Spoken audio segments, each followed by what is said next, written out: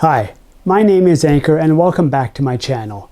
If you're new here, I'd really appreciate if you could click on the subscribe button because that will help me to bring you more content and you'll be notified when I post new videos.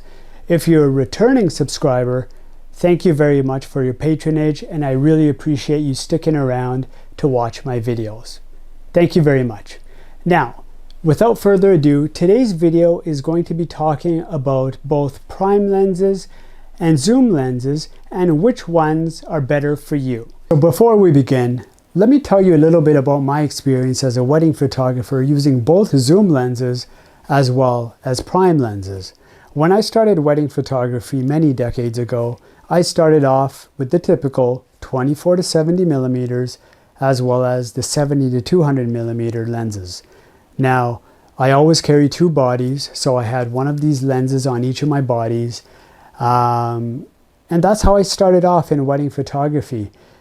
As I did more and more weddings, I found that the 24 to 70 millimeters simply wasn't giving me the type of images that I wanted. However, the 70 to 200 millimeters was. And the reason for that is because the 70 to 200 millimeters has greater compression. So I was getting more bokeh out of that range than I was out of the 24 to 70 range. Unless I zoomed in all the way to 70 millimeters, which gave me some of the bokeh that I wanted. However, I wasn't getting the quality of image that I wanted from the 24 to 70. And maybe that was a personal kind of thing for me. But 24 to 70 and 70 to 200 is the typical wedding photographer's kind of lenses. Now, in addition to that, I also had the 16 to 35 millimeter for those wide shots. And that is sometimes added to a wedding photographer's kit. And those three lenses put together are typically referred to as the Holy Trinity of lenses. Now, I did eventually make the switch to prime lenses, selling my 24 to 70 and my 16 to 35. I did keep the 70 to 200 because it is such a wonderful lens, but that's for another video and another time. So with that said, I wanted to share this information with you because I have experienced both the zoom lenses for many decades and investing in the prime lens setup. I've now got the experience with prime lenses. So I feel that I can give you an objective opinion based on my experiences with both zooms and prime so that I can share that information with you for you to make the best decision for yourself, because lenses aren't cheap. And if you're going to get into this very expensive hobby, and we all know it's true, you buy one lens and then it's a pitfall. You keep buying lenses after lenses. If you're going to go down that route, I really want to make sure that I share this information with you so you can make the best informed decision for yourself as may be. To start with, let's talk about what a zoom lens is. A zoom lens is basically multiple focal lengths combined into one lens. Some very popular options for zoom lenses are 16 millimeters to 35 millimeters, which is a wide angle zoom lens. Then you have 24 to 70 millimeters, which is a medium telephoto zoom lens. And then you have 70 to 200 millimeters, which is a very popular telephoto zoom lens. Now, these three lenses are usually regarded as the Holy Trinity of lenses, as they cover the full spectrum, or what is known as the full spectrum of most commonly used focal ranges or focal lengths. But this is certainly not the only types of zoom lenses. You'll have other zoom lenses such as 28 to 70, 12 to 24 millimeters, etc., etc. But these are the standard three zoom lenses that are very popular, especially with wedding photographers. Now, what is a prime lens? A prime lens is often referred to as a fixed focal length or a fixed focal range, such as 50 millimeters or 24 millimeters.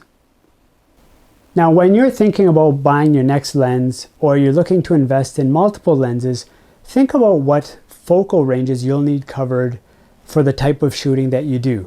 Whether you do weddings, family events, portraits, or even landscape, think about the focal ranges you'll most commonly use and what type of style you'll want to your photos. This will help guide you into whether you buy zoom lenses or whether you buy prime lenses.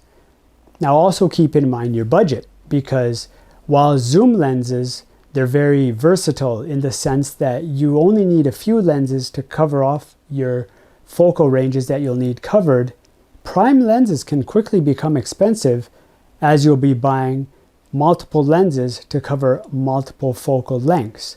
So let's take a look at some of the pros and the cons of both zoom lenses and prime lenses to help make your decision easier. Alright, so let's start off by talking about some of the benefits and the cons about zoom lenses. Starting with benefit 1. Zoom lenses are extremely versatile and flexible. With one lens and just one lens, you can stay in one spot, whether in a crowded environment or an open space, and you can take a photo exactly how you envision it. For example, let's take a 24 to 70 millimeter lens, for example. You have all the way from 24 millimeters all the way to 70 millimeters to capture that perfect look for that perfect shot. Now, this is something that is very different from prime lenses, because with prime lenses, you have a fixed focal length, and you have to be able to move your feet in order to get the perfect shot. With zoom lenses, you can stay in one place and you can turn that barrel and zoom in and out, and you can get the perfect shot exactly how you see fit. So let's look at benefit number 2. With zoom lenses, simply you have less lenses to carry around.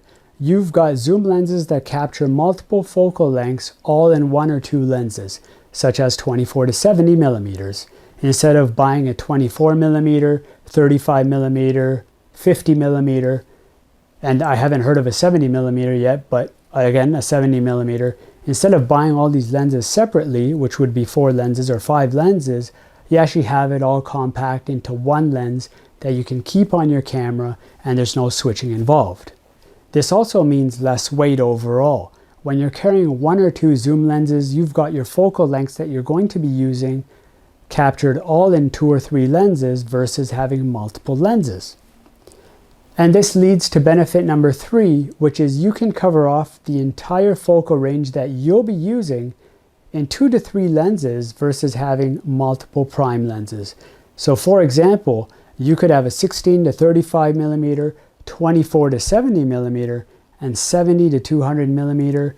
And for most, that covers the entire focal range you'll ever need to use, instead of buying multiple prime lenses. Now with that said, before you run out and buy your next zoom lens, let's take a look at some of the cons, as there are a few.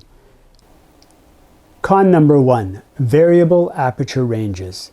Now, with camera lenses, you can either have a fixed aperture or you can have a variable aperture. With a lot of the camera lenses that we're seeing nowadays, generally more expensive, you'll find that they have fixed apertures. What that means is you can have, for example, a 70 to 200 millimeter telephoto zoom lens with a fixed aperture of f2.8 or a fixed aperture of f4. What that means is throughout the zoom range of 70 to 200, that aperture is going to stay the same. However, there are still lenses within the lineup, whether old lenses or newer lenses coming out, where the aperture is variable. And what that means is, let's say for example, you have a 70 to 300 millimeter lens, and it ranges from f4 to f5.6. What that means is, with a variable aperture, is at 70 millimeters on the lower end of the zoom range, you're going to have an aperture of f4, whereas at the higher end of the zoom range, 300 millimeters, you're going to have an aperture of 5.6. So as you zoom in and out of the zoom lens, what's going to happen is that aperture is going to change from f4 to f5.6. Now I use this as an example. What that means though is that the light coming into your lens at f4, you have a lot more light coming in than at f5.6 when you're at the telephoto zoom end of the lens at 300 millimeters. Con number 2. With zoom lenses, you typically have higher starting aperture values. such as f2.8, for example, whereas in prime lenses, you generally have lower starting apertures, such as 1.8, 1.4, and even 1.2. Now, those zoom lenses and those prime lenses I refer to are autofocus lenses, but then when you stop down to manual lenses in the prime lens category, you can even go down low as 0.95 for an aperture. That's truly amazing. What this means in real-world context is that prime lenses allow in more light than their zoom lens equivalents. And that's really, really good for low light environments such as weddings or nighttime footage. Con number 3, in general, you get less bokeh or bokeh when compared to prime lenses. Now, I have gotten some good, tolerable bokeh from zoom lenses such as 70 to 200 when zoomed in all the way to 200 millimeters, or from the 24 to 70 millimeters when I'm zoomed in all the way to 70 millimeters. But in general, zoom lenses don't have as good or as nice bokeh as you would find in a prime lens. Con number 4, zoom lenses are generally a little bit heavier because you have more glass inside them to be able to zoom in and out, and to capture all these multiple focal lengths, they tend to be a little bit heavier. Now, con number 5. Now, this is a big one for me because I have seen it happen before. As you zoom in and out, the barrel extends forward and backward, and this allows for dust to be able to get into the inside of your lens, which you can never get out. Now, there are some zoom lenses that are fixed, meaning that there's no barrel extending in and out, and I tend to favor those when it comes to zoom lenses because it doesn't allow for dust to get inside as the ones that extend in and out. Now that we've talked about the benefits and the cons of zoom lenses, let's take a look at prime lenses. We'll talk about the benefits and the cons of those as well. Benefit number 1. Prime lenses are generally or typically lighter weight than the zoom lens counterparts. This is because they don't have as much glass to move in and out. Benefit number 2. With prime lenses, you get lower apertures. That is the most fantastic thing about prime lenses. Now, if you're talking about autofocus prime lenses, you can get them as low as f1.2, f1.4.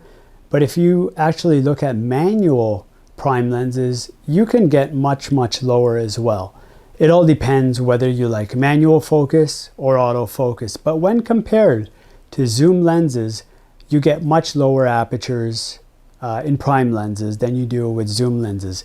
This allows for more light to come in as opposed to zoom lenses, which might typically start at f2.8. Benefit number 3. For those seeking the best in bokeh, prime lenses are the way to go. And typically, this is what people notice first when they're talking about prime lenses versus zoom lenses. The amount of separation between the background and the foreground, and seeing that background really creamy and blurry, this is the bokeh that everyone is chasing, and prime lenses will help you achieve that. However, with that said, it all depends on your focal length as well. So you might not get as great bokeh in a 24 millimeter prime lens, as it's a wide angle lens, versus a 50 millimeter or an 85 millimeter or greater than that. As your focal ranges get higher, your bokeh becomes greater because you have greater compression of your background and foreground. Benefit number 4, little to no dust. Because you don't have any moving parts of the barrel going in and out as with zoom lenses, you typically won't get as much dust in your lenses as you would with zoom lenses. Benefit number 5, prime lenses are generally sharper than zoom lenses. This is also because they don't have as much glass as zoom lenses, so they tend to be a lot sharper, and that's the first thing that people notice as well. Benefit number 6, prime lenses typically are cheaper than zoom lenses. However, with that said, it all depends on your focal range that you need covered. So let's take an example. If you need the focal range of 24 to 70 covered with a zoom lens, that's typically one lens that you need to buy. If you were looking at prime lenses, you would need to buy a 24 millimeter. You would need to buy probably a 35 millimeter. You need to buy a 50 millimeter. And I haven't seen a 70 millimeter or anywhere close to it. So you might have to then buy another lens, an 85 millimeter, for example. There are some manufacturers coming out with non-typical focal ranges, such as 45 millimeters, for example. So you do have those as well. But when you look at it, one lens for one lens, prime lens is generally cheaper, but it all depends on the focal range that you need covered. Well, there you have it, folks, the advantages and the cons of both zoom lenses and prime lenses. If this video has helped you, I would greatly appreciate it if you could click on the subscribe button, because that helps me to bring you more videos like this in the future, and give this a thumbs up. I would greatly appreciate that as well. Now, what's really important to me is knowing that the video has been of value to you. So if it has, please write some comments below. If you have any questions, I'd be happy to answer them. Simply write in the comments below and I will do my absolute best to get back to you. Thanks again, and best of luck shooting and in your lens purchasing decisions. Bye for now.